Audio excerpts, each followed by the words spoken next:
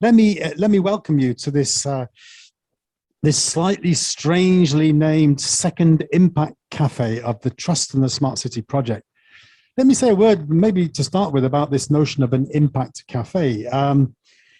This was a borrowed idea, if I'm being totally honest. My colleagues back in the UK who have been doing impact for a long time have been trying to think of creative ways of demonstrating that our research might have some impact.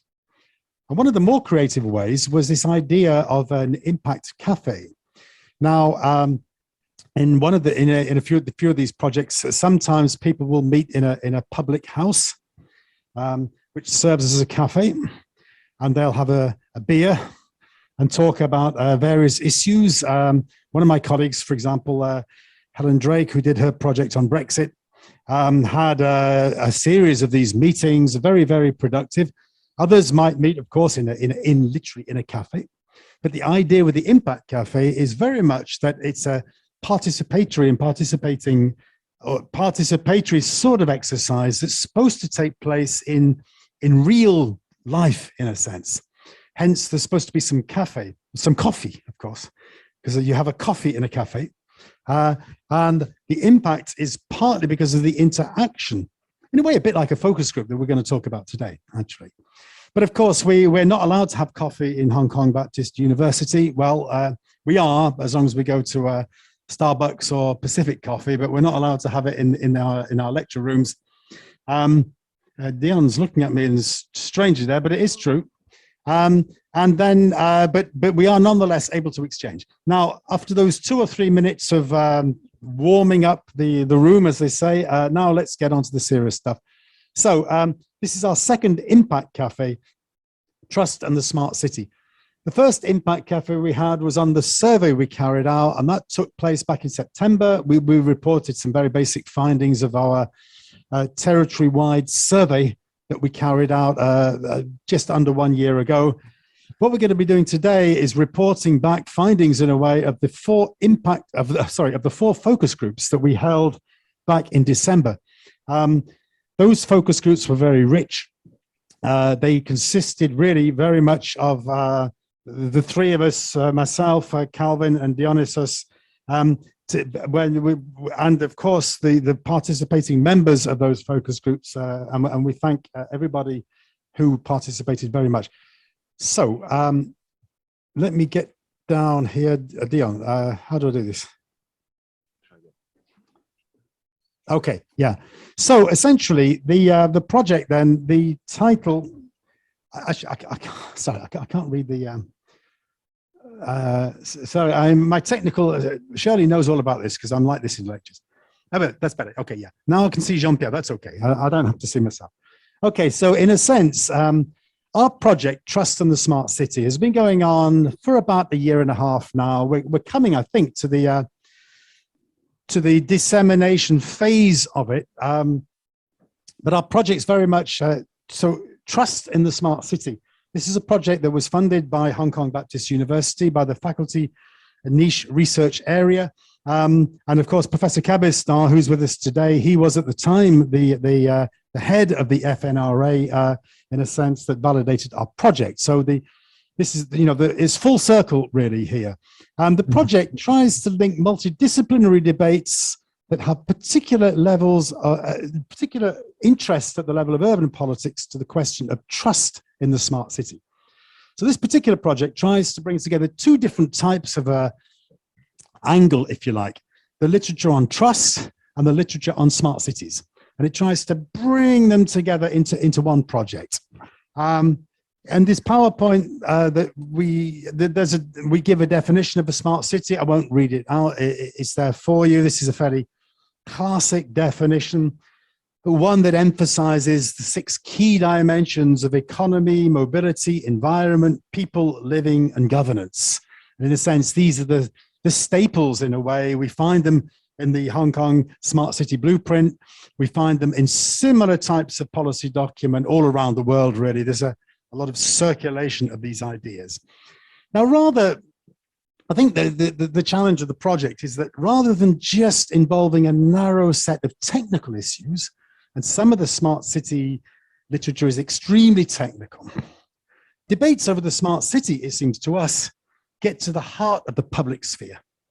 They can involve public-private interactions, transnational learning, public debate and deliberation, ethical dilemmas, and these should all be issues of interdisciplinary social scientific inquiry.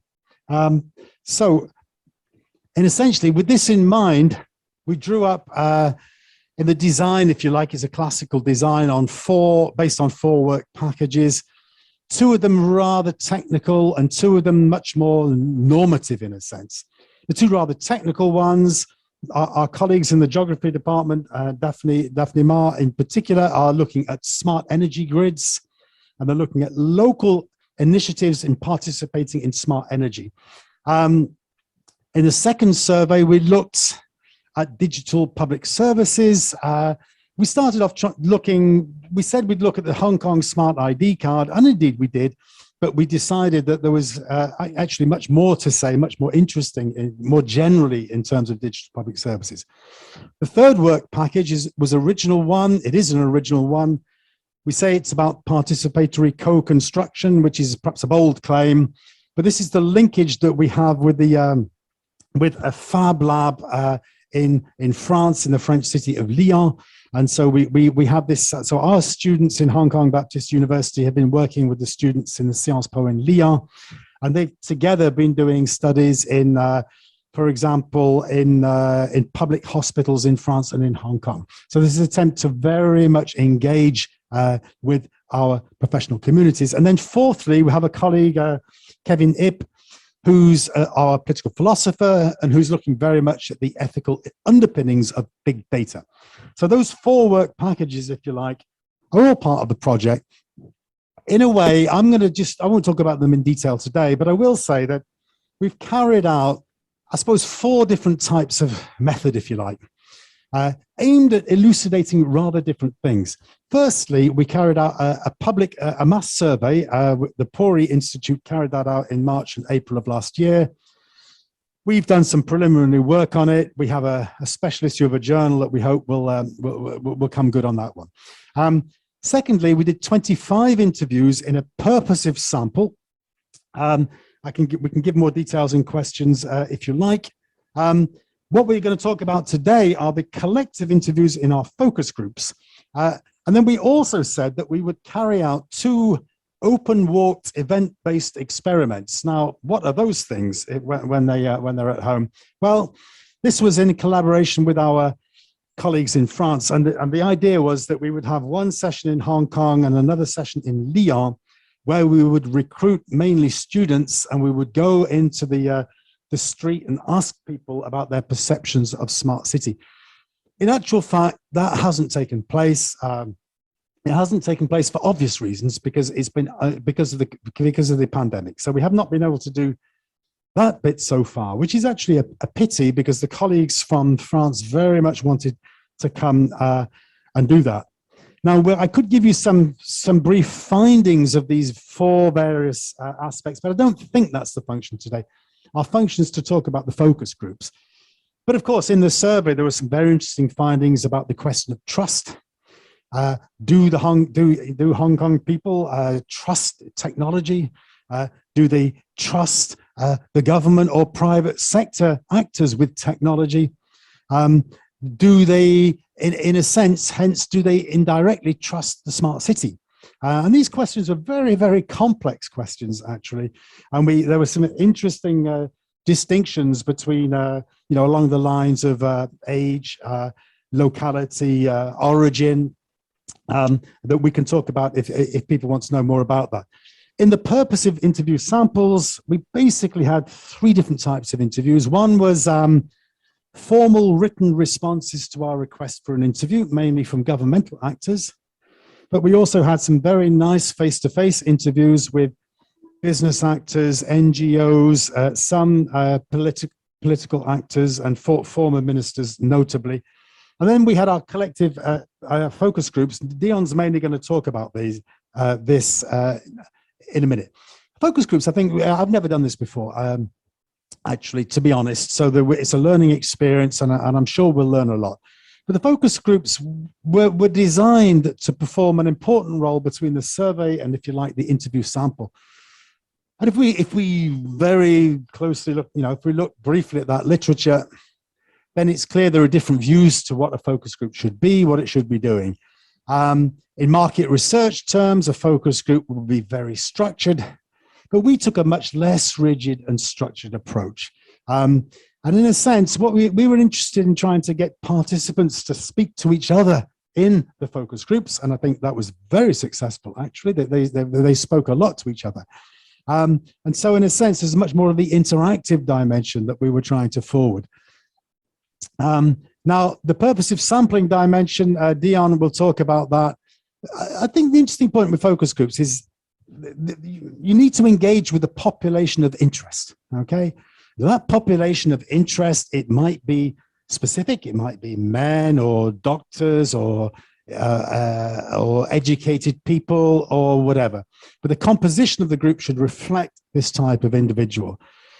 But it's also possible to have groups that mix up different types of people, and so that we're getting a mix of different types of people in those groups. And we certainly tried to do that. So in a sense, in our groups that Dionysios will present in shortly, we had both a population of interest and a particular mix of people. And that's what we were trying to do. Of course, I think the key thing with the focus groups, try and describe and understand meanings and interpretations. Because if there is an interpretative method, then this is clearly one of them.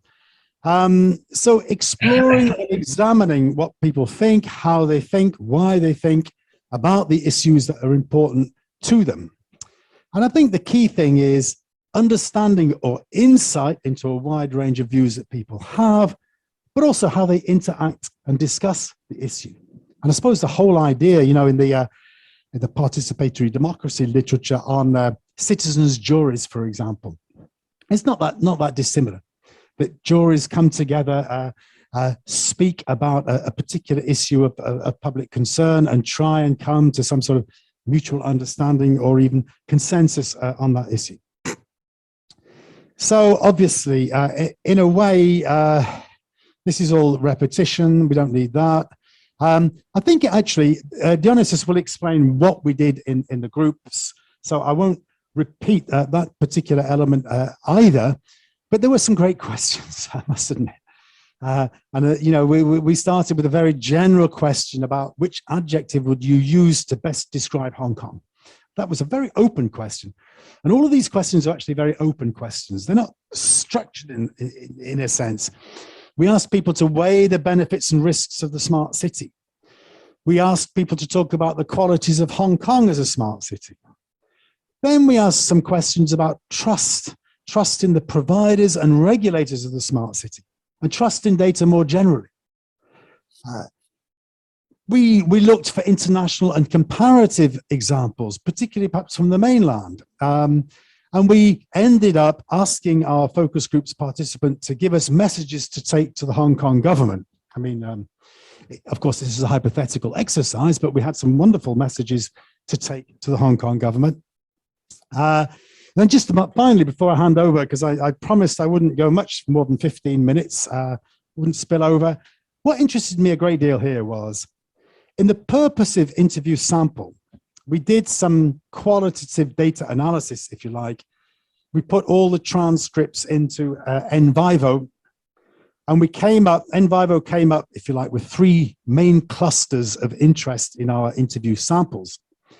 And they can be described more or less as smart as technology, smart government, and smart and sustainable. So those are the 3 different sort of dimensions of what is the smart city. The technological dimension, of course, is obvious to everybody, but it was not universally accepted that that should be the dimension. There were other people put more emphasis on the environment, and other people indeed put more emphasis perhaps on programs of e-government. Now, just to finish off here, what struck me is that these 3 come out also very much in our focus groups. So there's 3 different types of definition of smartness. It's probably true to say that smart as technology came out more strongly in our focus groups than it did actually in our purposive interviews, which I think is actually quite interesting. But Dion will come and talk about all of this.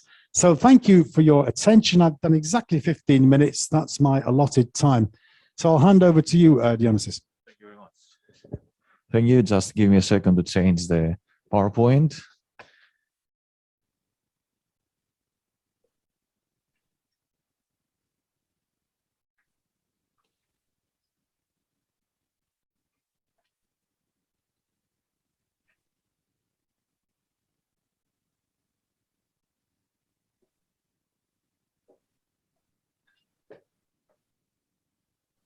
So, good afternoon, everybody. As Professor Cole said, I will discuss more about the focus groups. But who were the focus groups first? We had 4 of them. The first one, one of them consisted of young Chinese educated, all of them were educated actually, had a university degree, all the groups. So the first one was predominantly young Chinese mixed gender, right, from males and females. The third groups were mainly predominantly locals, Hong Kong people who worked for the government, also young, don't take me wrong. Huh? They were also young, but you know, the Chinese were even younger. The fourth group we had people, locals predominantly, who work in the private sector. And then group 2, we had a mixed group, a group with mixed gender, mixed background, from mainland China, from Hong Kong, people who lived in Hong Kong for 3 months, people who lived in Hong Kong their whole life, or only some years, for some years. So different groups that we made questions one after the other. As we said, no structured questions, no structured interviews, open and confidential discussion with these focus groups. The questions, some of them mentioned from Professor Cole before, adjectives. How would you describe Hong Kong? Did you hear before about Hong Kong being a smart city? How would you define a smart city? What are the benefits and the risks? And then we turn into questions about trust in government. Who do you trust more to apply smart city technologies? The local companies, the foreign companies, or the government? Do you trust these applications, the Live Home Safe, the I Am Smart, or the Smart Lamppost? Smart Lamppost is not an application, but you know, as the name reveals, are some lampposts on the street that are behaving smartly. Is there a connection between trust in government and technology? Meaning, does it matter if you trust the government? Does this reflect to the trust that you have in smart technologies? Is Shenzhen a smarter city than Hong Kong? What lessons can we learn in Hong Kong from Shenzhen? Then other questions were about the connection between smart city elements, and sustainability, environment. This also appeared in our word clouds, but also in the discussions that we had with the focus groups. Lastly, as Professor Cole mentioned, they had to give a message to Hong Kong government. I have split the presentation in 2 parts. In the first part, I will compare and I will say the findings from the first 2 groups, the young Chinese interviewees and the mixed group. And in the second part, I will focus on the responses of those who work for the government and those who work for the private sector. So let's go to see what were the answers on the question about the adjectives of Hong Kong. How would you describe Hong Kong? So it came up that Hong Kong would be described for the young Chinese group as cosmopolitan. Why cosmopolitan? Because they felt easy to integrate in Hong Kong. There were many international companies. Cosmopolitan is also relevant to the adjective international that we see in the second table, international and cosmopolitan, many international companies, many modes of transportation, internationalization, many foreign people, something that probably you don't see very often in the cities in mainland China. Capitalistic was another adjective given to Hong Kong by one of the interviewees. Expensive. Expensive was connected, of course, with the adjective stressful. It is stressful because it is expensive. You have to work the whole time to provide money in order to pay for the expensive services that in Hong Kong. Resilient was another adjective because it can resist in natural disasters that happen now and then. Traditional in the sense that it combines very well the old and the new. And some other adjectives, I think these are covered mainly, it comes down to financial, international, and stressful from these two groups, from the Chinese group, Chinese young group, and the mixed groups. These adjectives predominated the discussion. Now, when we asked them if they have ever heard about Hong Kong being a smart city, the Chinese said no, all of them. They never heard Hong Kong being described as a smart city. While the mixed group, mixed Chinese and mixed locals from different backgrounds, the majority of them said that they have heard Hong Kong as a smart city. They even knew about the smart city blueprint. That's an interesting observation. And when it comes to the definition of smart city in general, how would they define the smart city? Some of them from the mixed group mentioned city governance by algorithm, meaning that governance can be better achieved smartly by including artificial intelligence to allocate resources and to address needs. Both of them mention the contactless robot services. This considered as smart for them, like when you go to the McDonald's and you don't have to go to the cashier to make your order, you can do it in the computer, or like when you go to the supermarket and nowadays you don't have again to go to the cashier, you can just check out by yourself in front of a machine. E-payment was mentioned by all of them, by the mixed group and the Chinese, and this appeared to be the main concern of all the interviewees. E-payment, when you can be able to pay by your mobile phone or by your smartwatch, this is considered as very smart from everybody. Alipay and WeChat Pay was also mentioned with regard to the e-payment, especially from the young Chinese interviewees. E-vehicle and environmental protection was also mentioned, and this is also connected to the new energy that we see lower in this table. So e-vehicles, electronic vehicles, are a form of new energy that permits us to protect the environment. Improvement of the quality of life was also mentioned as an important factor of smartness. Internet of Things, using of mobile applications, online government services like the smart ID card. This is considered as smartness. Solution of traffic jam. And one of the interviews mentioned the situation between some cities in the mainland China, that they do not have tolls anymore. They are fine with having surveillance cameras that they record their number plate while they are on the road from one city to another. Then the system knows where they have been and where they have gone and where they are going, and sends them the bill, and they pay. And this is totally fine in mainland China. Other consider smart city relevant to surveillance, to cameras that provide safety to the citizens. And others considered, others linked, associated smartness with the utilization of smart utilization of urban space. Now, benefits and risks was also very interesting element of the discussion.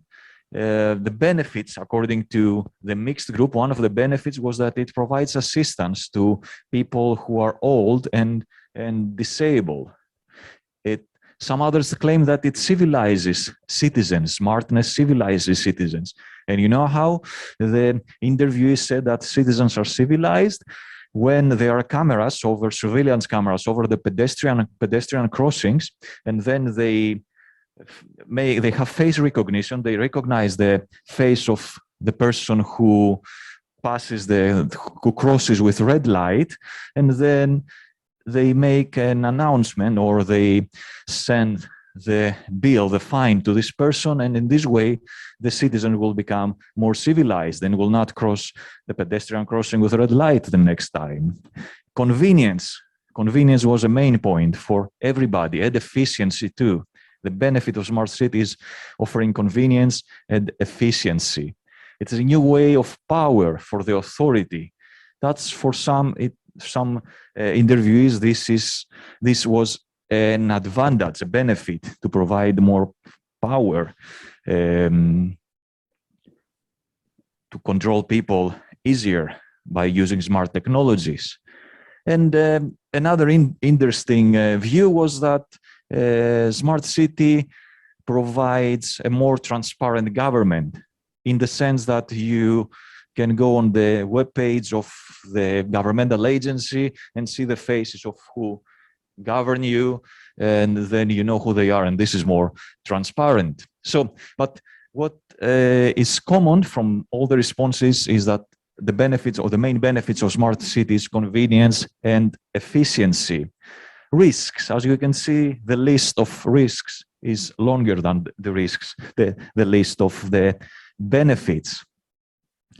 The main concern was about invasion of privacy, and the possibility that personal information ends up to hackers or to people who want to use your personal information for profits, to make profits. Other risks were the cause of rebellion of citizens due to the implemented policies. To understand this, some of the interviewees claim that people will not be very happy if there are surveillance cameras everywhere, and they will rebel. They wouldn't like people to watch every step by using smart technologies. Others said that a risk is to make the authorities unaccountable, no accountability, because they could blame malfunctions to data. Vulnerabilities, another thing mentioned by the mixed group. A city that relies on smartness for everything, on electronic devices, will be doomed to fail when an electricity failure will happen. So this kind of risk. And digital device was another thing mentioned, in the sense that, like some months ago in Hong Kong, the old people were not able to get the advantage of the consumer voucher because they didn't have smartphones and they cannot use the money offered by the government. Increase of unemployment rate, in the sense that smart robots replace people, they replace the workers. So these were the main risks. But as we said, the main concern was invasion of privacy and leakage of information. So already before we make the question about trust, the interviewees mention trust as an important element. Then we ask them, who will they trust more, the local companies, the government, or the foreign companies to implement these smart technologies? The Chinese young interviewees, they said that they trust above all the government, because the government only cares about the good of their citizens. They wouldn't trust and it's always considerate. They mentioned that they grew up like this, being told that the government cares about us, and this is difficult to change. And this also makes them a little bit reluctant to trust local companies, let alone foreign private companies. So local companies can be trusted by the first group if the government says that, yes, this company is trustworthy. Foreign companies, no, they cannot be trusted and they should be supervised by the government. Now, the responses of the mixed group were divided. One part of the group says that they trust none of these companies because information can be leaked by any of them, especially government has the crucial data of the citizens. So no government, no private companies. Now, there was also a mixed response from some others. Again, some of them say that we trust the government because it only does good to the citizens, and it is the government's responsibility to serve the citizens, and the government has great communication with the foreign countries. Some others said that they don't trust the local or the foreign companies because they only care about profits and financial benefits, and they would do everything for profits and benefits. Asking about these applications and the smart lamppost, the Chinese didn't know about them. But again, the responses of the second of the mixed group were divided. Some of them, they trust all of these applications because of the legislation in Hong Kong, the PDPO, that protects personal information. And some others, they said that they trust nowadays these applications because it is a special situation because of COVID-19.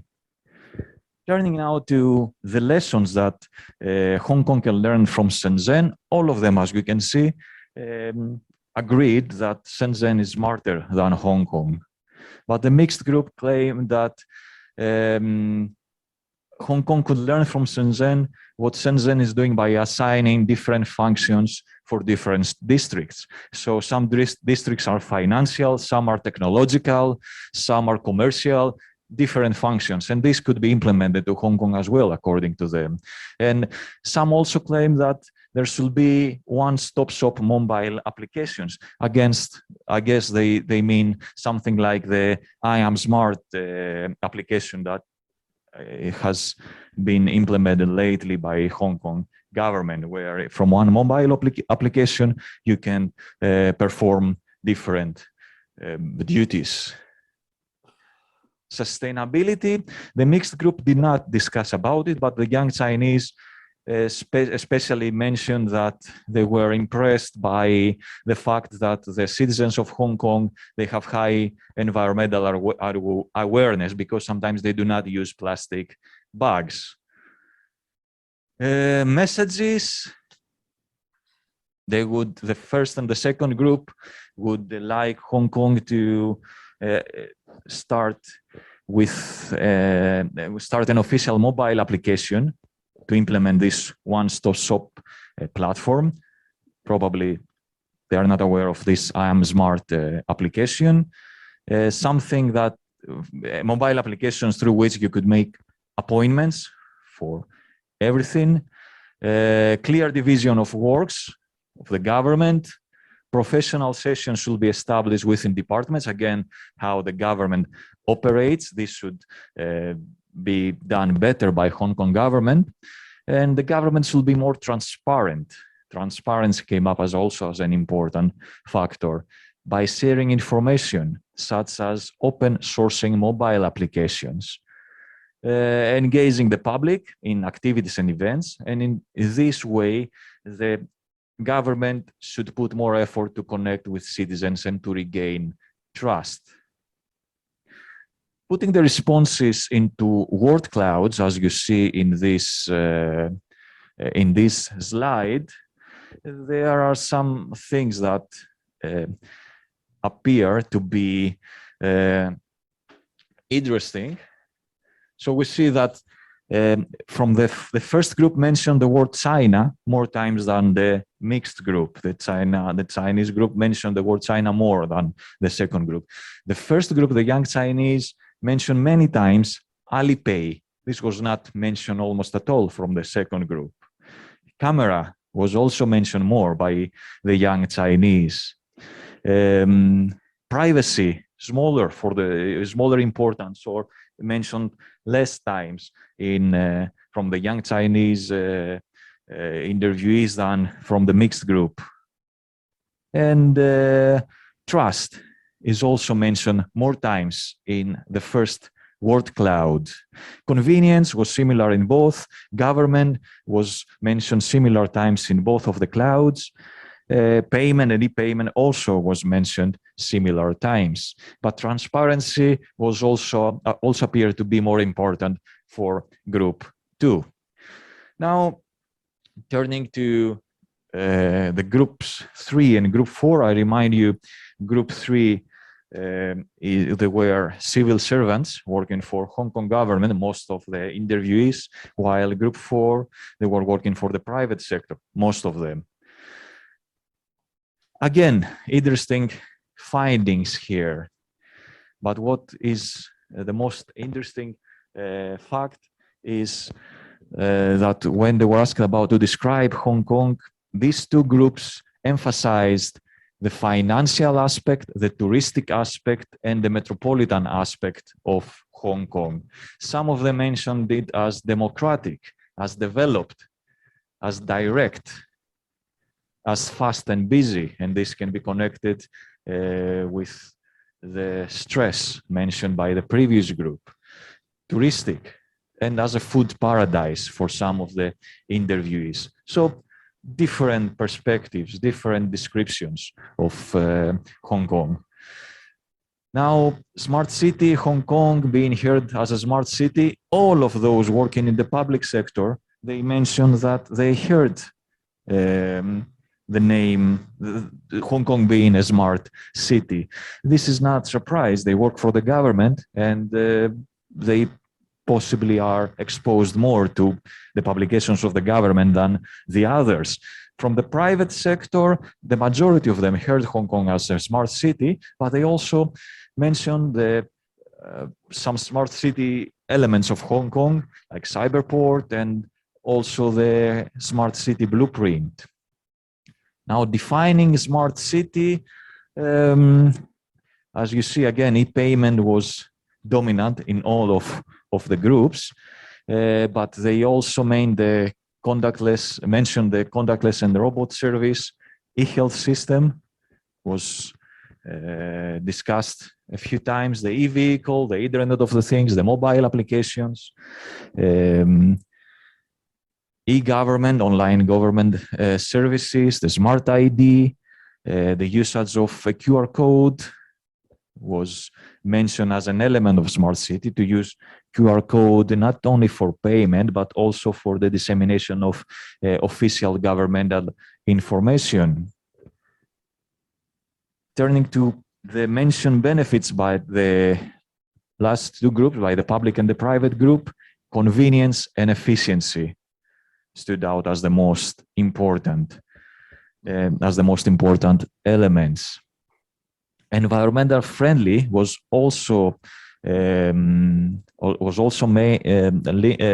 mentioned, and this is linked to sustainability, of course. But convenience and efficiency were the most important benefits of smart city for all the groups.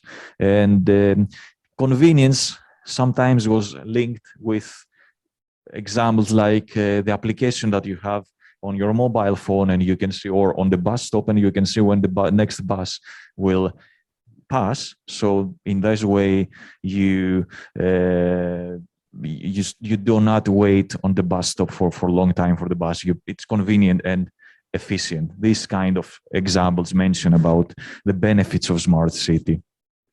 Now about the risks. The invention of privacy was again very important, and one of the interviewees mention the NFC function, the near field communication. And I think this is going to be implemented in the next days with the Live Home Safe app. So when you pass from somewhere, you will not have to scan your Live Home Safe application. It will immediately detect where you have passed by. And this is a risk because, according to some interviewees, because you will be constantly monitored, and all your movements will be constantly monitored, and it will be unclear what the government can do with this information. Inflexible decision made by digital system. This was also mentioned as a risk. The computers, they have no emotions. So they do not enter into moral considerations or moral evaluations. So this is also a little bit risky.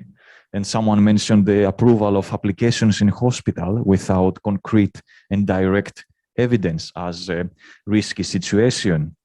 Leakage of personal information was mentioned also again, data loss by computer virus or hackers, and digital divide. Again, those who cannot use smart city applications will be left behind. Now about trust in government, as you can imagine, from the public, those working in the public sector, of course, they would say that they trusted the government, most of them, unconditionally, because the government always has a good reputation and always has comprehensive regulations to ensure good data management. But some of them were not so sure.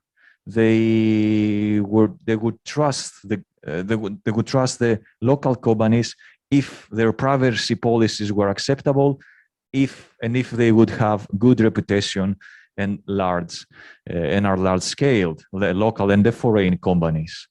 Now, those who work in the private sector, one segment of them wouldn't trust the government at all, or the local companies or the foreign companies.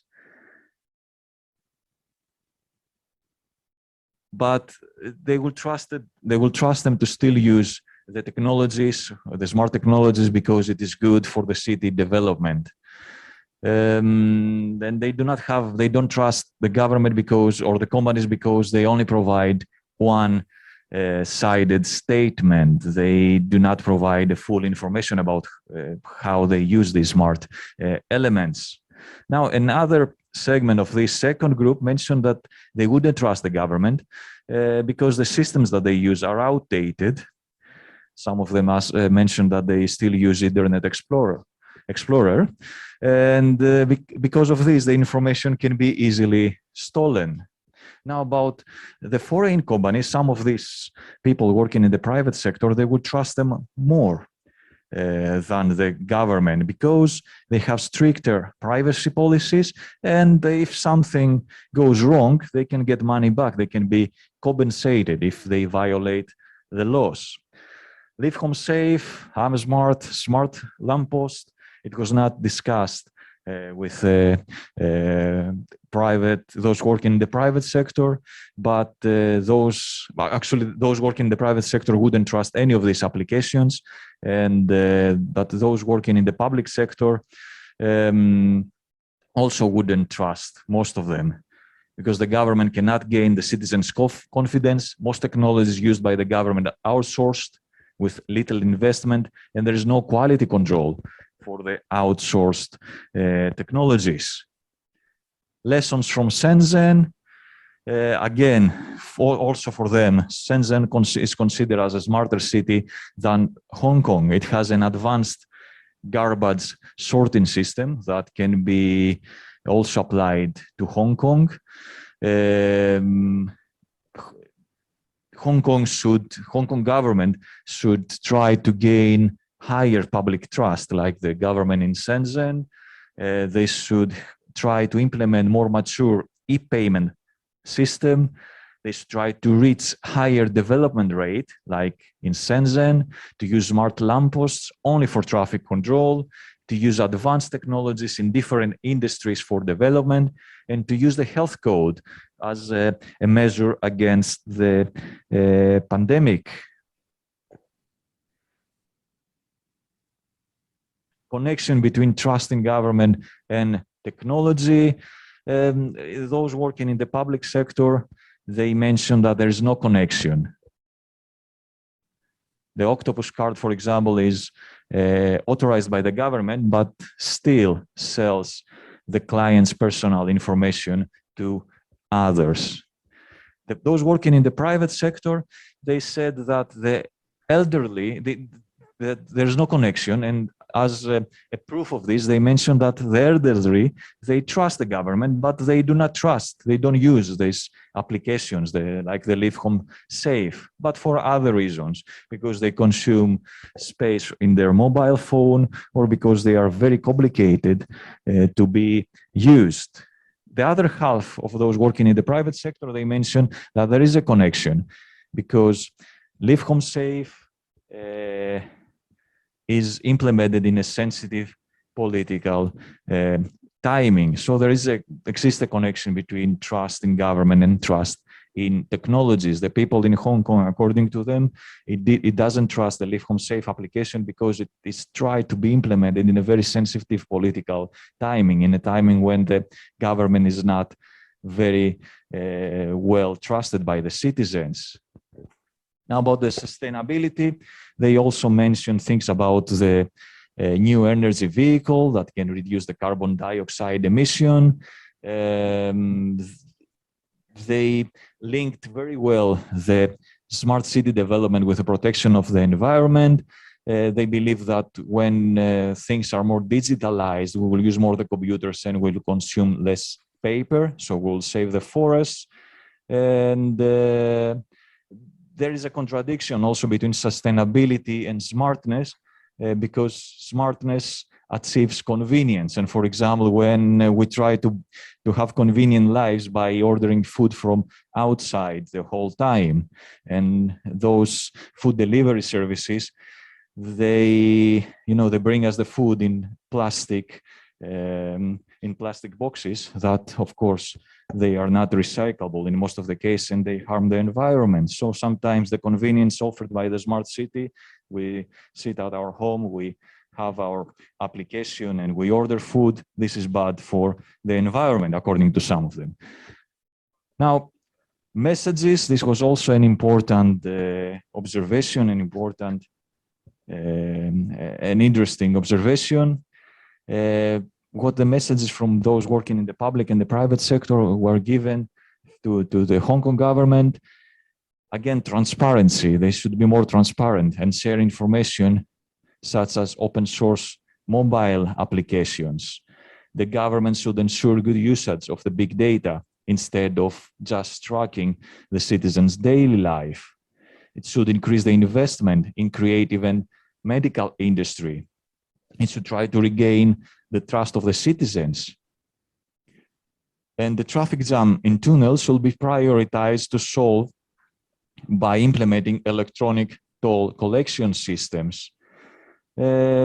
Other interesting messages to Hong Kong government was to use very famous singers and actors to promote the smart city in a fashionable way, or to put more effort to connect the private companies to ensure data sharing, or to when the government is trying to find someone to implement the smart city technologies, they should look for those tenders with higher qualification instead of those with the lowest, that offer the lowest price. Again, some observations from the word clouds. The word convenience was mentioned by both the civil servants and those working for the private sector. Application was predominant and it appeared more times in the civil servants' word cloud. Government was mentioned similarly by both of them, and Hong Kong government. The Live Home Safe also appeared in both of the word clouds, and trust was also mentioned many times by both groups, but more by those working in the private sector. As you can see, trust appears to be also a very important element when we put the words in the total word frequency analysis of all the four focus groups, except from words that they would appear anyway, like Hong Kong government, citizen or city or smart city. Trust is very high in this list. Now, some last highlights before I give the floor to Professor Cabestan for some comments. What we keep from the young Chinese, some interesting observations, some interesting quotes. Unlike Hong Kong citizens, Chinese care about safety more than about privacy, safety over privacy. The mixed group, smart city should be a tool instead of weapon for dissidents. Education should be emphasized if Hong Kong would like to become a smart city. The Chinese government controlling the social media protects the citizens from fake news. I read quotes. The civil servants, the biggest barrier for Hong Kong smart city development is the low public trust in the government. Another one said that political factors reduce the citizens' usage of urban technologies. And those from working in the private sector mentioned, some of them, that leakage of personal information is unavoidable, an unavoidable risk in digitalization, which we can only accept. And private is the trade-off of convenience. So with these last quotes, I will pass the floor to Professor Cabestan to give us some comments. All right. Well, thank you, Dion, for this very nice presentation. Thank you to Professor Cole as well for introducing the whole project on trust in the smart city. I learned a lot. I think it's a very ambitious project. Now, I'm sure in my comments, I mean, I will limit my comments to the findings of the focus groups identified by the team.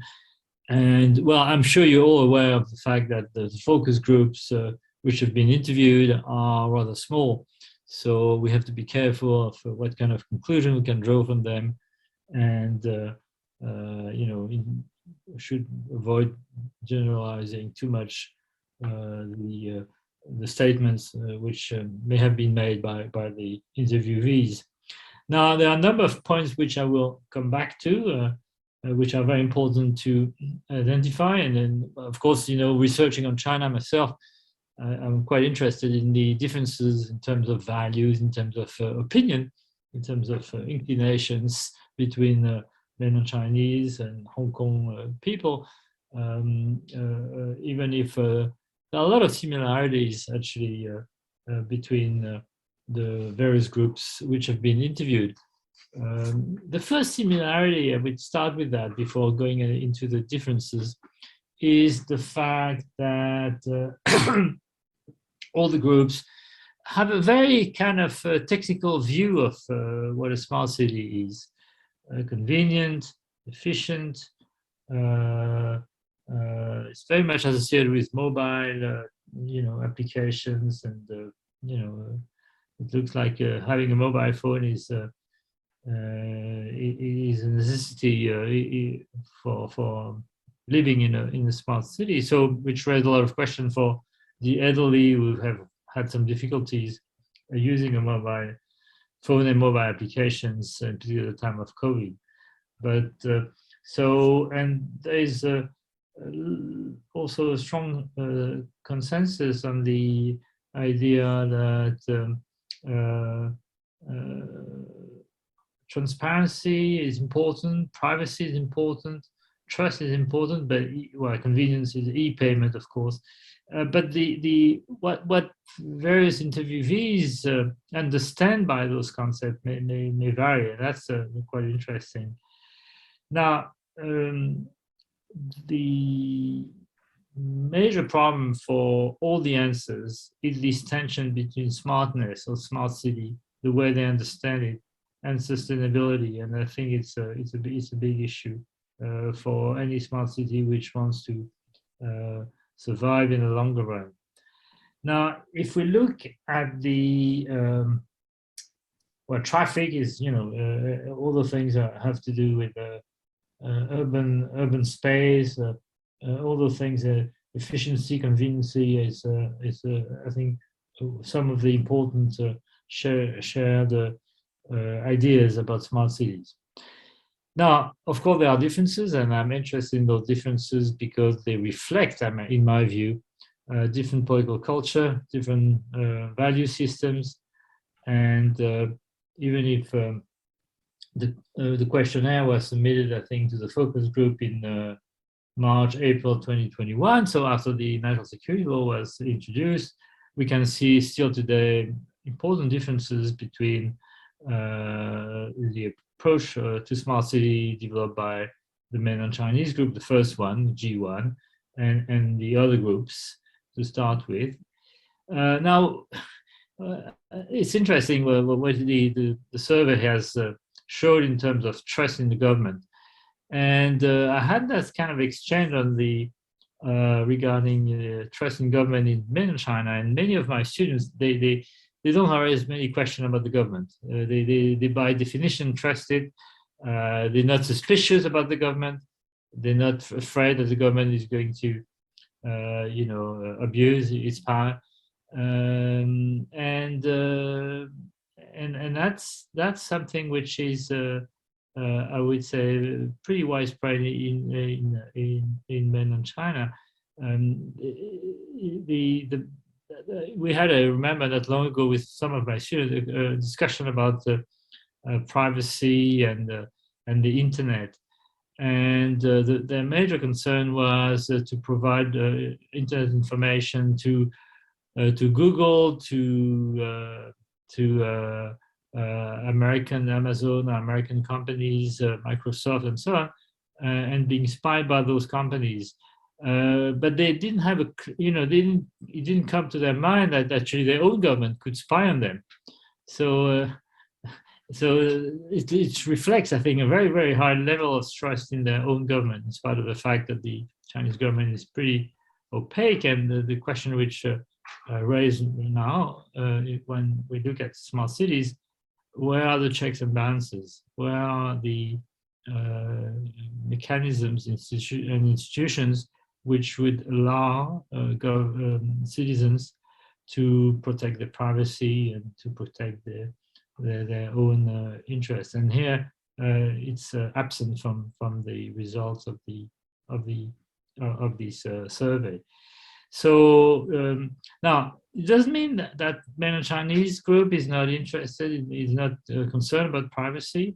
I think there is a growing, and as far as I know, in China itself, in mainland China itself, there is a growing concern for privacy, and it's changing. I think there are conflicting values about privacy in China, particularly regarding the internet. So that's maybe encouraging to see there's a concern being growing in China. On transparency, transparency can have many different meanings, actually. And transparency can mean that the government is providing a lot of information about procedures and and e-government and how to apply to different type of documents, of permits.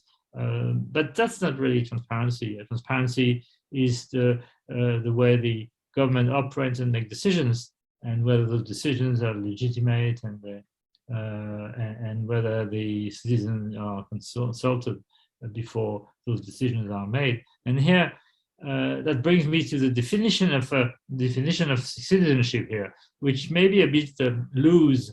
The good news is that everyone believes that citizenship seems to be important, but what the people and the various interviewees put in that definition may vary. To me, citizenship is a way of taking part, participating in politics. You're a citizen when you're becoming a political animal in political terms, in political science acceptation of the term. So, but then in mainland China, I mean, that was a very interesting answer.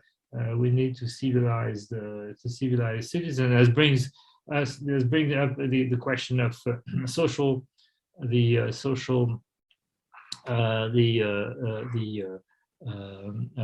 social trust system and the surveillance introduced by the government to develop what they call social trust in the society. Now, so it's citizenship is not based on values; it's based on actually surveillance, which is I think not the usual understanding of citizenship. Now, the question of accountability came up once, but it's not very present in the answers of the mainland Chinese group, and that doesn't seem to be a real preoccupation. And above all, what I see in the G1 group is something which confirms, all the surveys made before in mainland China, that safety and security is more important than privacy, and security is more important than freedom. So, and that confirms, I think, a mindset which is still dominant in China. The trust, yes, I mean, I was struck by the fact that Shenzhen is perceived as being more smart than Hong Kong, and I'm not sure about that actually personally, but because I mean, it's very much based on these one-shop platform on e-payment, but there are different methods of e-payment actually. In the West, it's been credit cards for many years, and now you can use your credit cards as contact cards. So it's a form of e-payment as well. So it's not that new in a way, but it's interesting to see how much they value those new Alipay and those new methods of payment, which by the way are providing a lot of private information to Alibaba and all those groups, and that's become a real issue. So. So again, what I've been struck in the answers to these survey is the how much a smart city is a technical achievement rather than a political achievement, which is aimed as bringing closer to each other the citizens and the government. Actually, the government is above, the citizens are under the government, and it's a very hierarchical approach to a smart society, which is dominating here, I think, in the survey. All right, so maybe I will stop here, and maybe we can open a discussion.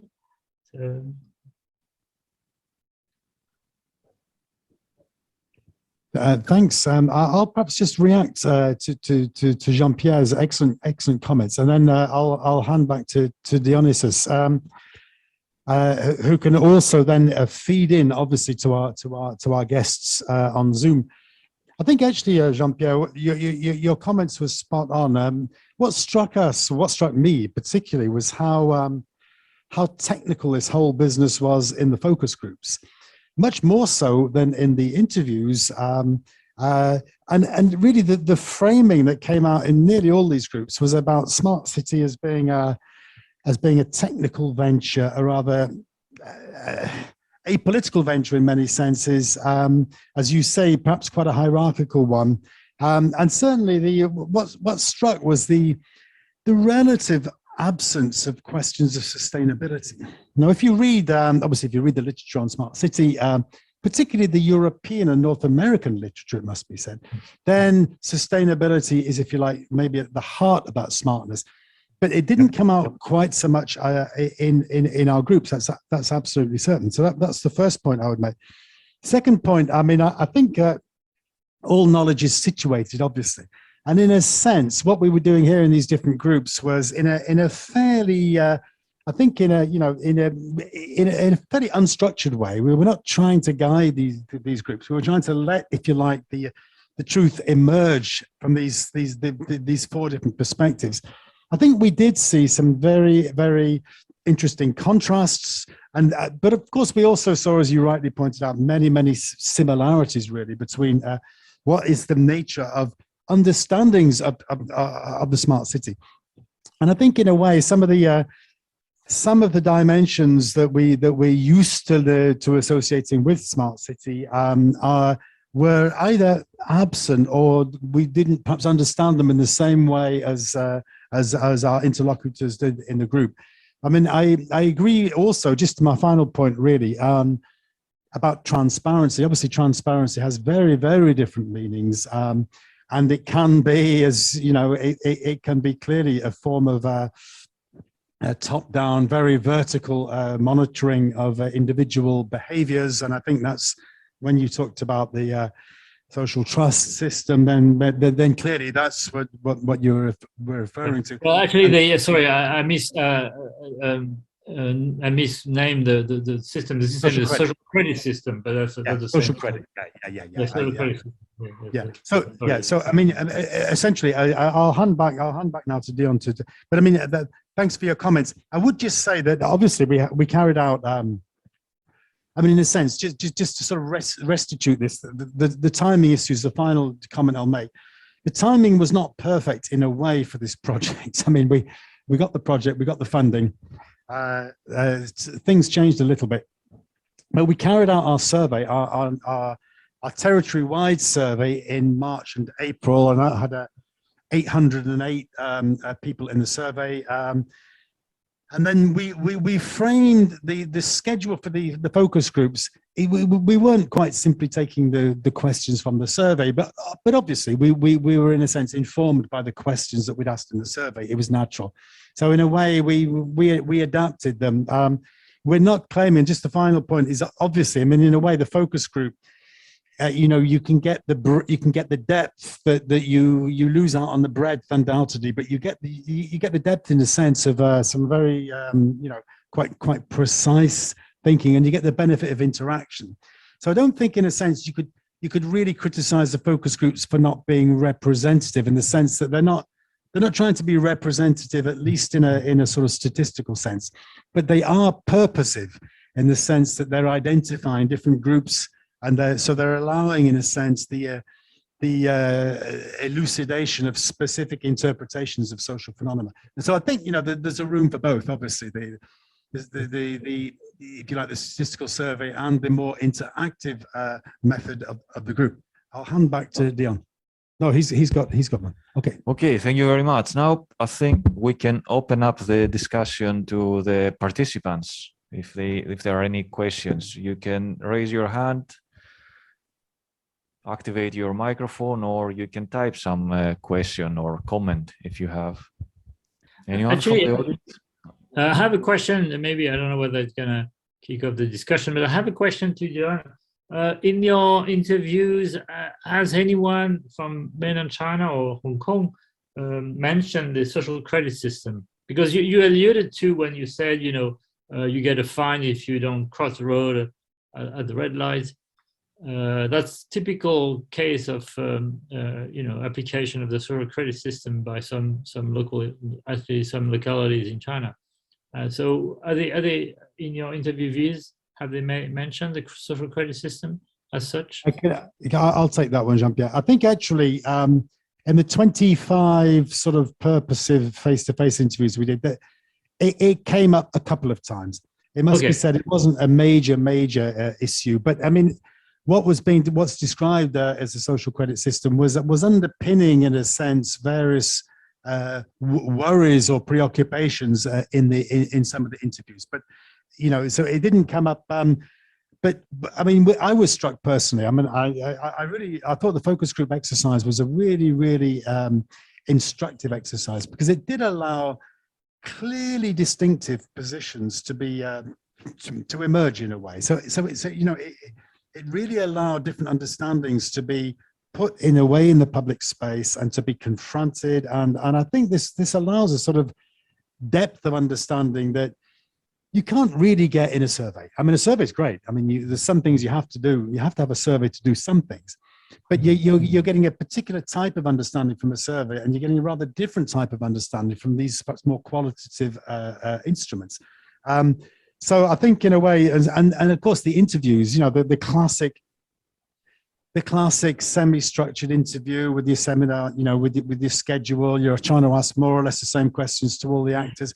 Clearly, that also allows an extraordinary depth, in a sense, of opinions. But what you're usually getting there is you're getting a one-on-one opinion, you know, and that of course is interesting. More than interesting, it's essential in certain types of research. But I think the great thing for the focus groups for me was there's that intermediary type of knowledge acquisition. It was the fact that this really was a collective enterprise. And I think that really adds something that we perhaps don't do quite often enough in our social science. Thank you. Okay, thank you. Any question?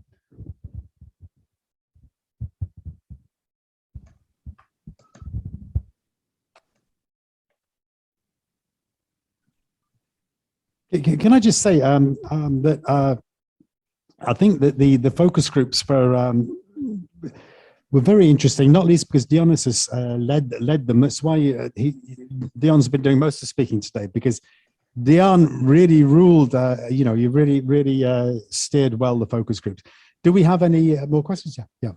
Yes, Conrad, please. Okay, thank you. I wanted to ask one thing. From your study, and given to the practice, maybe what we have at the university in terms of being smart, where we have the system, but we still use paperwork. What does that suggest in terms of policy recommendation to universities, especially Hong Kong Baptist University? We didn't hear how the system, but I'm saying the practice currently, from what you have learned from the study, it seems to suggest that the smartness, one aspect of being smart is environmental protection. Now, given the practice that we have at our university, where we have the system, but we still entertain paperwork, what could be the possible policy implication to the future practice at the university? Okay, do you mean how to make the university Smart? Implement actually smartness in, but from the perspective of sustainability. So use more digital devices than paper, save more forests. What can be done? Well, that's a good question. Probably subsidize more tablets for the students, more computers, so they can buy digital devices instead of paper. But you know, still some people, they like to read on paper instead of tablets or computers. So it will be a very difficult trade-off. Can I say, I mean, I didn't, sorry, Conrad, I didn't quite get your question, but I think it's a more general issue here. And it's one of these more general issues about the unintended consequences of policy, or the unintended consequences of choices. And what came out very nicely in our focus group was this, the story, in a sense, of how do you know, is it actually sustainable to order food from food delivery people and so on? Of course, it's not sustainable at all. I mean, it's completely unsustainable in a way. If you think about it, people not only delivering with the plastic bag, but getting on the motorcycle to deliver the food to you. It's a sort of form of you know, there's a clearer sense that, you know, policies that might, I mean, in one sense, we might frame smart as being sustainable in some respects, but some of the unintended consequences can certainly be detrimental to basic understandings, I think, of environment and sustainability. And I think the other point, yeah, Jean-Pierre, go on. No, I wanted to add something from a social point of view. It creates a class of unprivileged delivery personnel who are very frustrated about their life. And you can see in every big Chinese city, you have a horde of delivery people, and they are really not having a good life. I can tell you, it's not a way of life to spend your whole day on a motorbike to deliver food to the middle class of your city. So it creates some social tensions as well. Yeah, no, I think it does. I think that's another issue. It does. I mean, anyway. So sorry, I didn't. So thanks, Jean-Pierre. I was going to say that is a more general. I was going to say. I mean, another thing that came out very much of the group was I suppose the digital divide in a way. You know, I mean, it's not just the fact. It's not just a question of age and generation and so on. But I mean, clearly there is a digital challenge, and it's partly generational. You know, it is partly generational, not only generational, but there's clearly a digital challenge in applicability, but also perhaps more profoundly, more conceptually. And I see this. I mean, as we're talking about our university, I have to be careful what I say, but I do see this in the interactions with the students. And some students, you know, would be the same any time. They'd be very, very holistic and able to give a totally holistic view, whereas others might maybe is there something about smartness that actually helps to shape certain ways of thinking about social phenomena? I don't know. It's a bit more controversial. I see I've lost people here, but it doesn't matter. And I think that clearly you have to be smart in a sense to you have to be smart to be able to dominate the instruments of smartness, like mobile phones and all their different functions and applications and so on. But once you become that type of smart, are you able to, in a sense, leave that type of reasoning and engage perhaps with other types of perhaps more conceptual reasoning? That was my thought. Okay, thank you. We have two more questions about methodology rather than substance. DT, I don't know who is DT, but DT thanks us for the talk and is asking us to tell more about the biggest challenge in collecting data via the focus groups. Did we encounter any particular problem? For my own response, I'll say this. I mean, I think we took the data groups with their strengths and the weaknesses of the method. We didn't have difficulty in getting data in the sense that the focus groups themselves, they each lasted for about 1 hour. They were each open-ended in approach, and so in a sense, the data we collected in the focus groups was the interpretations given by the participants of the groups themselves. And I think that's probably the best answer I can give on that one. And in a way, it's both the strength and, of course, the limitation of the approach. You know, I mean, I don't think if anybody said the only way to do this research is by focus groups, then I would be pretty dubious, actually. I think you need to have more of a mixed method, or at least a multiple method type of entry in there. But so I think, you know, the big challenge, of course, is getting the groups together, making sure that that each group serves a function, and we tried to be sure that there was a mainland China group, a mixed group, a public sector group, and a private sector group. And I think it was, I suppose we could have imagined others. I mean, we could have imagined perhaps a gender balanced group, or we could have imagined a more educated as against a less elevated social capital group. I mean, there are other variants we could have built into it. But I think even getting the 8 to 10 participants in those 4 different types of groups, it was a challenge. It was a challenge, but it worked well. Yes, and this also brings us to the next question. It's very relevant to what you mentioned now. Suki, she's thanking us again for the presentation, and she's interested in knowing how did we form the 4 focus groups in this way? Why did we form in this way by dividing them into Chinese, mixed groups, civil servants? Was the age a setting on each group? Because the age makes difference, huge difference. And she's quite surprised that the mixed group didn't hear a lot of popular smart city items. And she wants to know the age differentiation of the mixed group.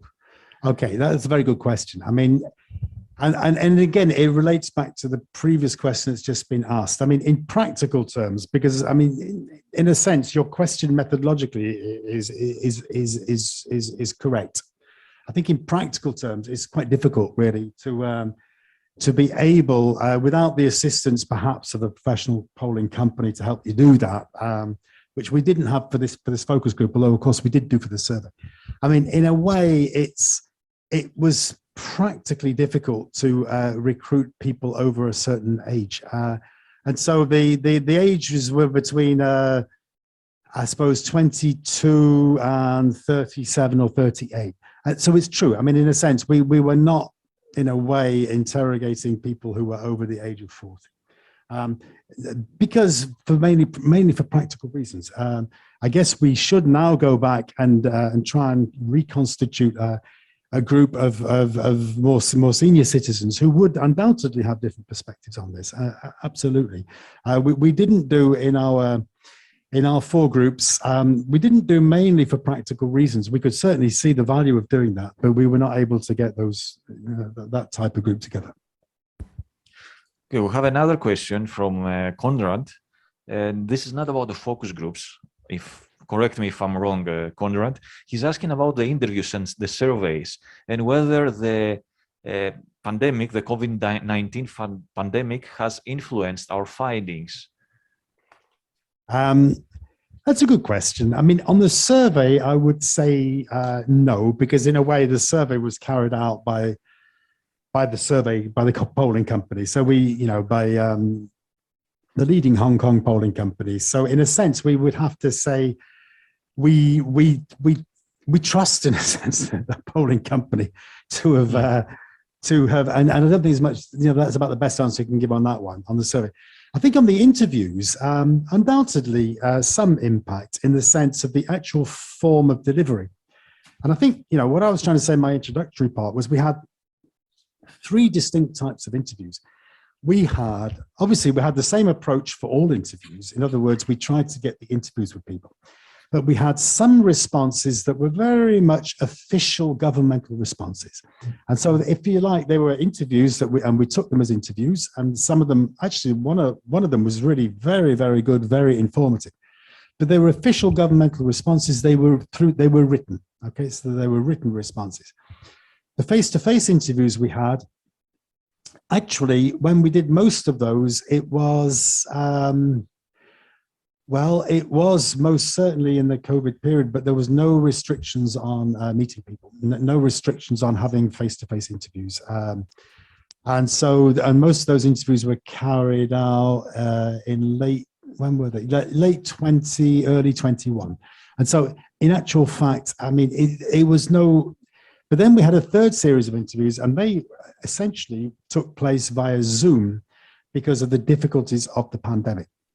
So in a sense, I mean, we did some of those interviews. I don't think it affected the quality of the interviews at all, incidentally, but it is true that some of the interviews took place through the mechanism of Zoom, and maybe arguably the interaction that one gets in an interview, perhaps in a face-to-face interview, it's rather more sort of dynamic than it might be in a Zoom interview. But it's the same with teaching, of course.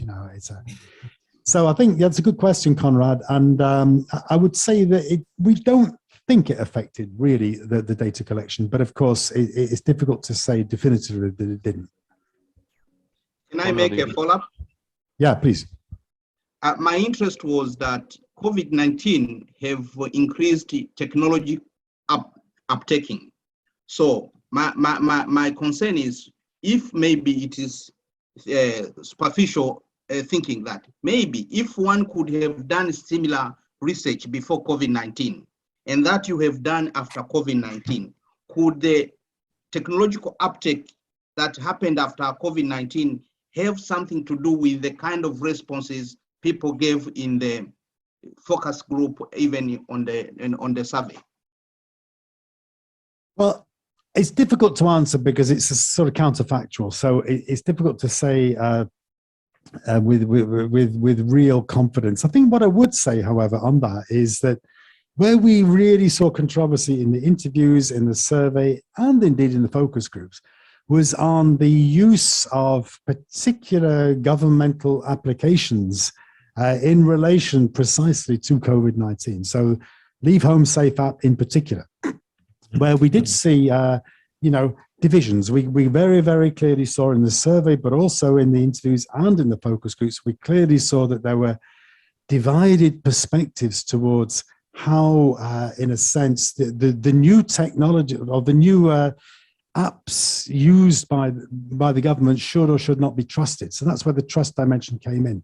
And in that respect, actually, COVID-19 was helpful for the project, I think, because it helped to accelerate some of the underlying questions about trust in data. But not just trust in data providers, and trust, in a sense, in data regulators. And I think it allowed, so in a sense, you could say it sped up history. But that was good for our project, because some of those underlying questions or tensions, one might say, that were around anyway, they came to the fore, perhaps because of COVID-19. So, yes, we have some nice questions to follow up. Long is asking whether there are any ethical concerns on our way or on developing a smart city and caring about the environments. To develop a smart city, as you have mentioned, some environmental issues have to be considered. Is there any ethical area that we have to consider, ethical implications? My view is that our project actually has, and particularly my colleague Kevin Ip, who's really focusing on the ethical dimension of big data. Our project is, yes, clearly identifying big ethical challenges with aspects of smart city. I think what came out of the focus groups that was interesting was the importance of algorithms and so on in determining choices, in determining public policy delivery. But obviously there are very, very large issues, ethical issues with the use of such mechanisms. And what came out strongly in our survey was very much the case that actually amongst the Hong Kong population, at least, there were major concerns about privacy. There were major concerns about confidentiality. There were major concerns about use and misuse of data. And these were important concerns. So yes, there are most certainly ethical considerations about the smart city. There are ethical considerations about uses and abuses of technology, most certainly. And also, regarding the environment, the protection of the environment, sometimes you have to decide the trade-off to whether to implement smart technologies and harm the environment or not. It's not always clear. There's also a methodological question from the same person, from Long. What factors should we consider to select the focus groups in order to conduct a comprehensive survey? Well, I think, as I was sort of saying at the beginning, I think it depends really on what the focus groups are there to do. And I would give you two scenarios, if you like. If the purpose of the focus group is essentially interpretative, that is to bring out particular types of argument that we would associate with particular groups of people, then I think we basically had the right approach, because we were assuming, if you like, we were hypothesizing, if you want to use that word, that there might be a difference between public and private. We were hypothesizing that there might be a difference between place of origin, mainland China and Hong Kong. But that was not, we made those assumptions partly because our own survey that we carried out, that was carried out for us by the polling company, threw these out actually as being important variables, that the place of birth was an important variable for understanding smart city in Hong Kong, public versus private is an important variable. Of course, in an ideal world, one would want to cover more, a broader selection. One would want, we've already talked about the age question. That's a very good question. We in an ideal world, also, of course, we would have liked to have had a complete gender balance, or indeed maybe a gender imbalance, but at least an explicitly assumed one.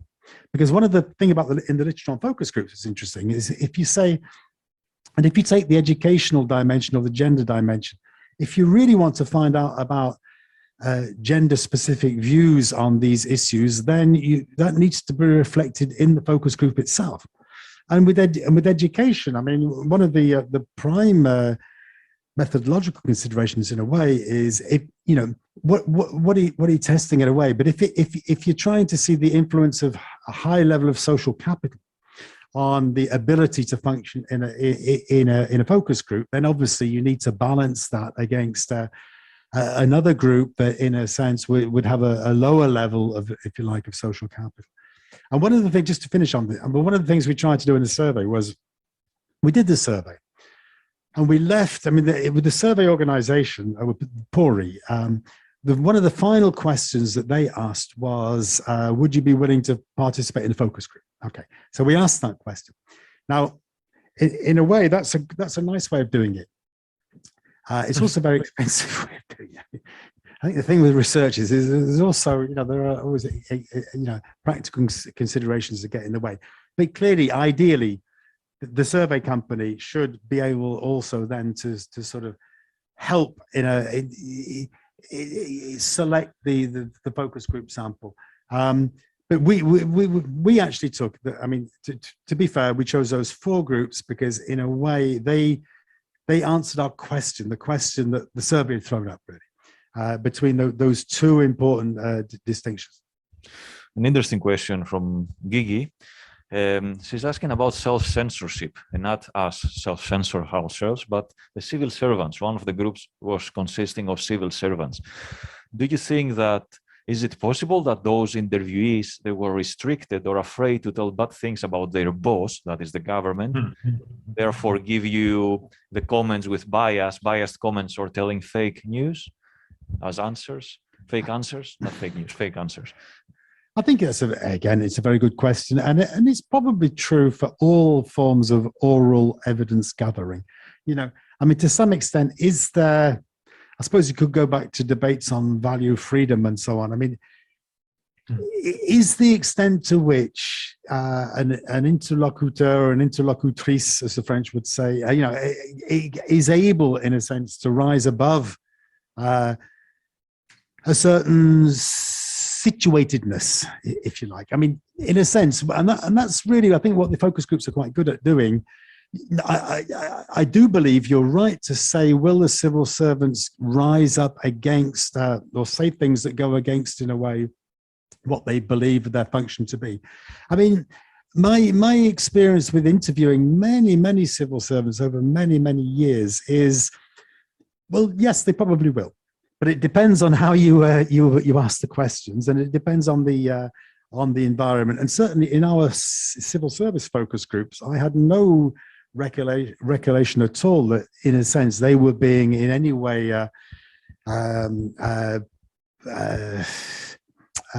not open in their answers. I mean, they might have been being, either subconsciously or consciously.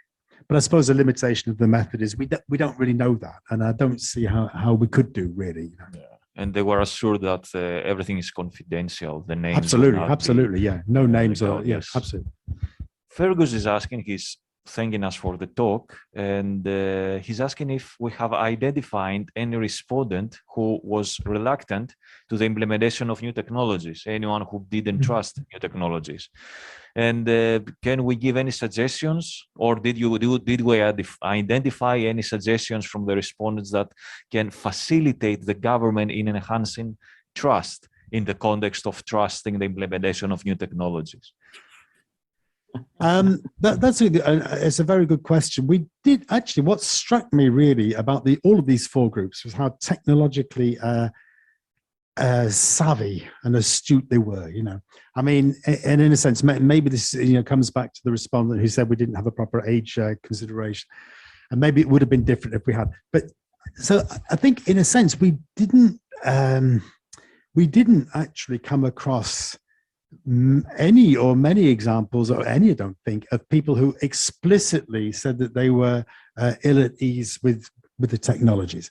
I think, you know, and that did strike me, actually. What we did, however, come across is about how, you know, how could the government, the Hong Kong government, but we talk about government in general, but the Hong Kong government, how could they improve, in a way, the trust? Well, what struck me really was the answer about, in a sense, improving trust in data.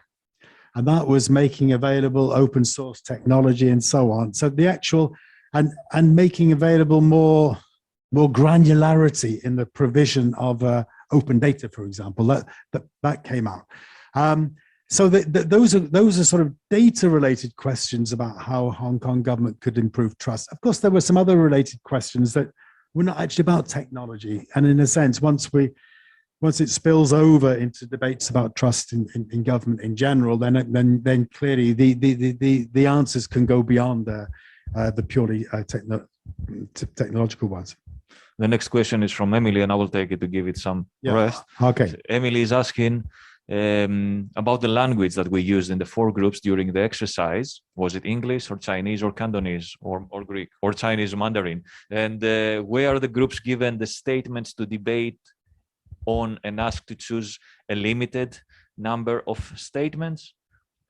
So I can answer, but you want to answer? You answer the language one, then I'll come back to the other one. For the language one.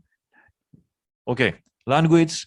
Yes, we used English predominantly, but when some of the interviewees, they had issues on expressing clearly in English, they were also able to respond in Mandarin or Cantonese. Yeah, we did, and we had of course Calvin, who's helping us with these questions, and who's in the office. Calvin was able, of course, to simultaneously translate between English, Mandarin, and Cantonese, and did so very, very well indeed. In terms of the schedule, that's interesting. I mean, in a way, what we did was we purposely did not limit.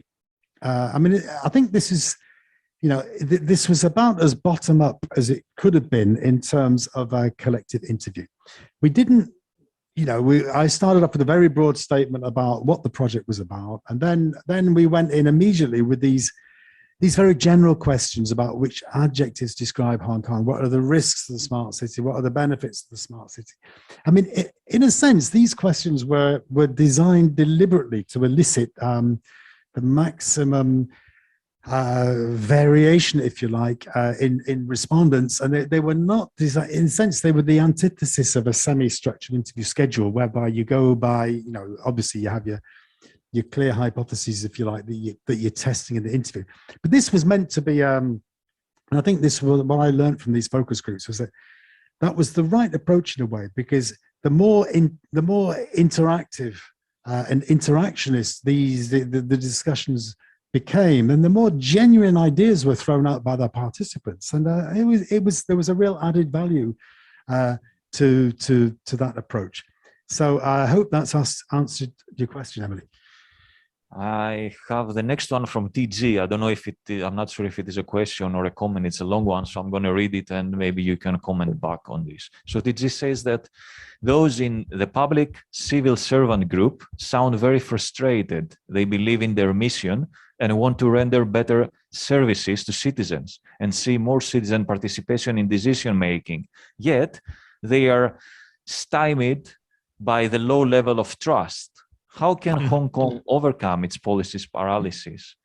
In Europe, you see countless examples of great smart city projects that really see citizens and government doing really cool, interesting things, where cities are willing to take chances and look at doing things in new ways. Why is Hong Kong not capable of coming up with some exciting ideas that would energize people? Why can Hong Kong say we will become the greenest city in Asia? Set a really ambitious goal. Everything from the government in terms of smart city goals is so far in the future, will take decades to achieve, and is also so small-minded, nothing that really grabs the imagination. The Northern Metropolis is just a huge construction infrastructure project. It's not something aimed at elevating people's lives in the short term. It's a great question. It's sort of a great comment, really, and I can, I sort of go in, to go in that sense to a degree. I would say what's interesting with the smart city stuff is it's true that where in the North American or European cities where the smart city really works, if you like, I think of Boston or maybe Montreal or certainly Barcelona or Lyon or Berlin. In all of these, there is a citizen participation dimension to the smart city success. There's an experimental dimension, and I think things like quite basic things like municipal biking, for example, or e-bikes, and this. I mean, often it does involve, it involves citizen participation to actually improve the functioning of the public service, to improve the function of the technology, so to speak.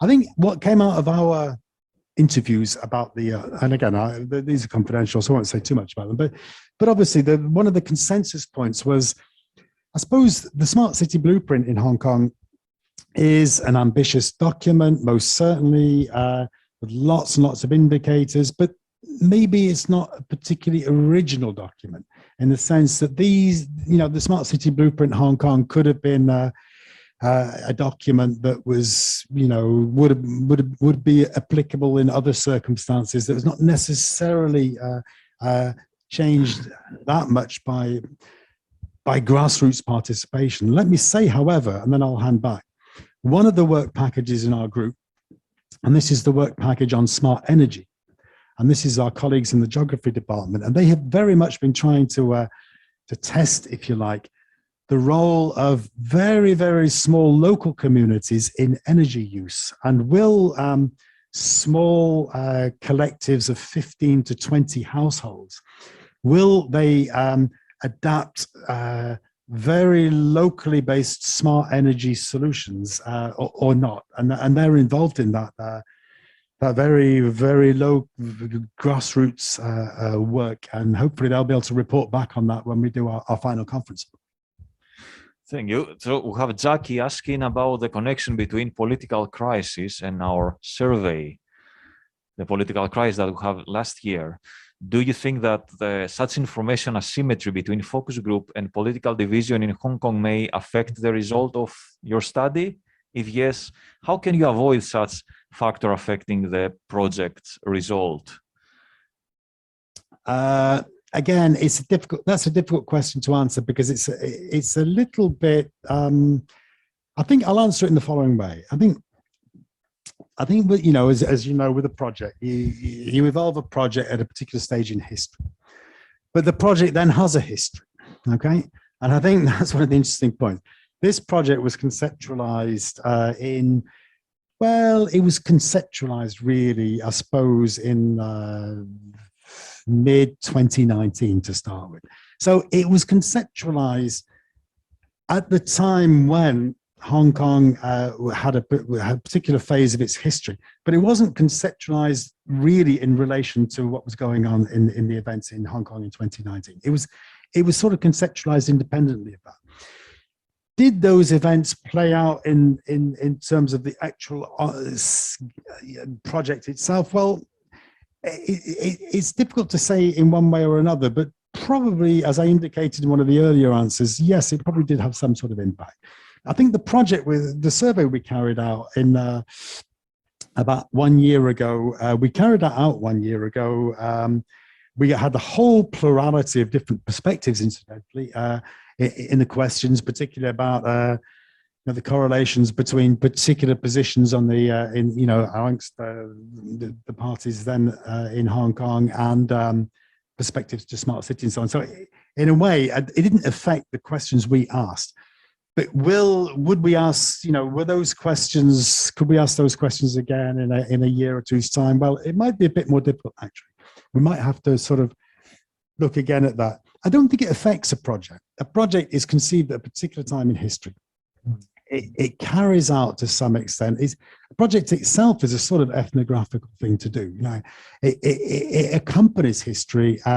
Whether it is able to say something meaningful and lasting is really for others to decide, I think, at the end of the day. Okay, next one is from Tsun, points out that the focus groups mainly thought as benefits of the smart city, the convenience and the efficiency, but they also pointed out the risk of privacy as a problem, as a risk. And he would like to ask, or she would like to ask, whether the focus group have expressed their comment on whether they would like to sacrifice the privacy to support the development of a smart city, or do they think that privacy problem outweigh the benefit of convenience and efficiency as smart city? So is there a trade-off between efficiency, convenience, and privacy? That's a very good question. And actually, it's one of the questions that's a bit easier to answer, because there was a clear sense that in a sense, particularly the first couple of groups, particularly the first group, convenience was the sort of legitimizing argument behind smart city. Convenience was above everything else, convenience and efficiency, as Dionysios pointed out. But then when we drilled down a bit, it was most certainly the case that privacy concerns were being expressed in some of the groups, and those privacy concerns clearly integrated the fact that convenience came with a price, that the trade-off was not always worth it, and there was a genuine division amongst our groups as to whether the convenience trade-off, the convenience privacy trade-off was worth it or not. In our survey, it's clear that there was some considerable reticence actually to trading off convenience for privacy, and there was clearly a sense in the survey, at least, that privacy concerns and confidentiality concerns were extremely important. Mike reminds us that smart city means different things to different people with different backgrounds. Would it be helpful to give some background information of smart city around the globe during the interview in order to generate more ideas on smart city development? Yeah, I mean, in a sense, that's a good question, Mike. And we did, one of the things we've done in this question, and one of the questions in our survey was about trying to situate Hong Kong as a smart city in relation to other Asian smart cities. So we look at Tokyo, Taipei, Seoul, Shenzhen, and another one, I can't remember. Calvin's been doing some, our third member of our team in his office at the moment has been doing some great work on that. But of course, in a sense, one of the things that comes out of the comparative framing of this project was that smart city does indeed mean different things. It can be more technological, more environmental, or more algorithmic, if you like, to take those three. But it also has somewhat different meanings in different parts of the globe. And it's true that the Europe, and again, coming back to one of the earlier questions there, but the sort of more participatory types of smart city exercise that we see in I don't know, Hamburg, Barcelona, Lyon, these places. I mean, in a way, they're different types of. Now that's taking smart city as more of an exercise in co-creation, if you like, whereas the smart city in the Asian context is perhaps more focused on big data and processes of big data, to the extent of taking smart city templates and using them from one city, putting them in another city and so on. So yes, in response to your question, yes, I agree that actually a quick discussion, about a quick presentation of different models, different understandings is always useful, yeah. Can I ask a question which is directly related to the previous question, is whether the interviewees were aware of the various European experiences of smart cities, or they didn't know anything about, Amsterdam or Hamburg or other cities in Europe which have developed smart city models for indeed, that's a very good question. I think the answer is in the focus groups, no, they were not aware of it. No. And in a sense, we just must be honest about that. There was limited time So they were not aware of the fact that there were these other models of smart cities. No, they weren't. And in a way, I mean, of course, in the interviews, it was a slightly different scenario, but certainly in the focus groups, we didn't, I mean, in a way, we tried not to muddy the waters too much. And this was sort of, you know, trying not to steer too much the focus groups, actually, to allow, in a sense, what the, you know, the interpretations to emerge that emerged and to give a particular reality. Okay. Okay, I see one comment. Let's start with a comment, then some more questions. Yeah, the comment is from DT about trusting new technologies. A lot of time it simply boils down to poor design. Hong Kong has a major design issue, and even if some new tech is technologically brilliant, if little thought is put into user experience design, it will be nothing short of a nightmare, and refers to the LCSD, Laser Link Online Booking System, as not a very good user-friendly application. Now, Xiaxin, she's asking your opinion about the vaccine passport. Now, the epidemic situation in Hong Kong is in a tense situation. Some people demand the vaccine passport be banned, thinking that this is an interference with human rights. However, due to the current tense situation, do you agree with the cancellation of the vaccine passport? What about it? Or do you think there are better suggestions to improve the situation, such as increasing the transparency of the government to guide the people to, like, a nudge? I think I got the first bit of the question. Do you agree with the cancellation of the vaccine passport? I think it's interesting to, and here we can be comparative here. Vaccine passports are controversial, but they have been used in they've been used in a fairly top-down but quite effective way, arguably in a variety of different types of countries. I mean, let's take France, for example. In France, as Emily will know, I mean, of course, in France, there's a vaccine passport. It's almost impossible to go and have a croissant in the morning or a coffee or whatever if you haven't had your 3 doses and you haven't had your vaccine passport.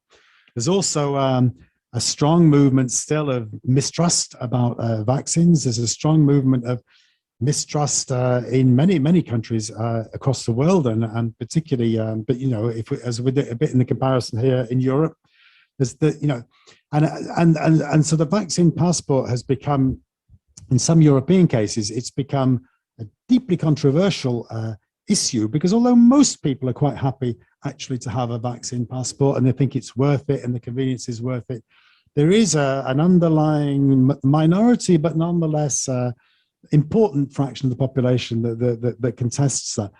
I think actually in any situation, there's going to be difficulty, some ethical difficulties or practical difficulties to make a vaccine passport operational. What we might say is that in other countries elsewhere, I mean, it's one of the instruments that's being used for, to combat COVID-19. It's a controversial one. It would appear to be, and again, I speak under the caution of not being a medical man, but clearly is, it's a model that's been used in more than one country, and it would appear to have a broadish social acceptance. Yeah, I think we can take one more question. Yeah, there are some more, but I don't think we'll have time to answer them all. TG is replying again. In Hong Kong, utility services like energy and transport are delivered through private companies, which collect critical data to the running of a city on smarter basis.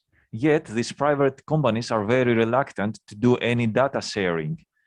Should the Hong Kong government simply mandate data sharing and through these types of legal mechanisms take a more aggressive stance than the laissez-faire approach in the past, in this way borrowing the mainland cities which enjoy an ability to collect data which the Hong Kong government does not enjoy? Again, that's a very good question, and that came out quite strongly in our groups actually. This question, because obviously, I mean, in a way, the fear, well, what use of private companies making of the data was elucidated strongly in the groups, and I think it's a more general. This is a more general question across the world, of course. You know, what particularly in Europe, of course. I mean, what is the use being made of the big data companies? What use are they making of our data? And so, should the Hong Kong government do this? Well, I think this links back again to the trust sort of question. I think if there was a feeling that the governments can be trusted as repositories of public good, then one might argue that they have some legitimacy in doing that. But in a way, I suppose it's getting to that position of what's the trade-off, the relative weighting in a way of trust in private companies or trust in public authorities. And I think that was one of the more interesting questions in our focus groups. There's no consensus on that, actually, between and within the groups. There was no consensus. And I think maybe my final comment is that when I think it was one of our groups who said, I think it was group number 2 who talked about leakage can take place anywhere. And that the Hong Kong government, as it happened, was not technologically extremely sure, and that its systems were not actually the best ones, and data could leak. But data could also leak from companies, particularly from local companies, but also indeed from bigger companies. So, and so in a sense that was about the process in a way, rather than the particular type of authority that would be responsible for data collection. Okay, thank you. There is one recommendation from Man Chung to try to recruit also people from Taiwan in the next focus group, because they speak the language and they come from a different governmental system. So it could be, is there any influence by different governmental system to young people's ideas about what a smart city really is, even they are all called Chinese? I think that's a great idea, and that's just given me a new thought for putting in a new research bid. Okay, there are 2 ones. Shall we take them briefly? Okay. Okay, so one is from Tao Mengwei, and she's asking about the epidemic. Comes down to whether the government should balance between privacy protection and crisis resolution, because sometimes the government didn't give up, didn't reveal the information of those who were infected in order to protect their privacy. So other people got contaminated because they passed from the place where these infected people had passed in the past. It is, I think that it is a very important issue facing Hong Kong in the process of building a smart city. To balance protection with crisis resolution. Privacy protection or crisis resolution? It's a good question. I mean, in a sense, it's I suppose ultimately that sort of question depends on degrees of social consent and trade-offs. Really, it's quite similar to the vaccine passport question in a way. Actually, it's quite similar to what degree is health used in a sense to what degree is health a common good or a public good, if you like, that is more important in its substance than privacy protection. So I think that really gets to the heart of a lot of the ethical dilemmas that other co-respondents were talking about. And I guess in a sense that's probably the trend across most countries is, well, in actual fact, with the pandemic, then. Usually the privacy protection will probably give way to the crisis resolution. Okay, and the last one, in a nutshell, Tsing Leong thinks that some of those ideas, some of those proposals learned from Shenzhen, I think, or recommendations to the Hong Kong government are not feasible. Do we consider as these ideas unworkable ideas as enriching our findings, our research? I think all ideas enrich findings and research, particularly when they're, in a sense, when they're bottom up. I mean, in a way, we were asking. Of course, we were asking. is slightly tongue-in-cheek, the final question about the Hong Kong government, but it was nonetheless, we were genuinely interested in what messages would we carry, what would be the messages you would give to the Hong Kong government. And I think we talk about the Hong Kong government, but it could be any government anywhere in the world, of course. And I think in a sense, some of those messages and some of those questions were indeed not sort of perhaps feasible, but I don't think that has an impact really on what we were trying to do in these focus groups. And I think, because there was clearly a sense in which the government, the Hong Kong government as it happens, because we're in Hong Kong, the government's an important actor here. So they should be the recipient of messages. Messages are necessarily perhaps contradictory because people, human collectivities have different perspectives on these issues, and it would be strange if they didn't in a way. Okay, thank you all for your great questions and your great comments, and thank you for following this presentation. I wish you a nice evening and try to stay safe. See you next week, some of you. Bye.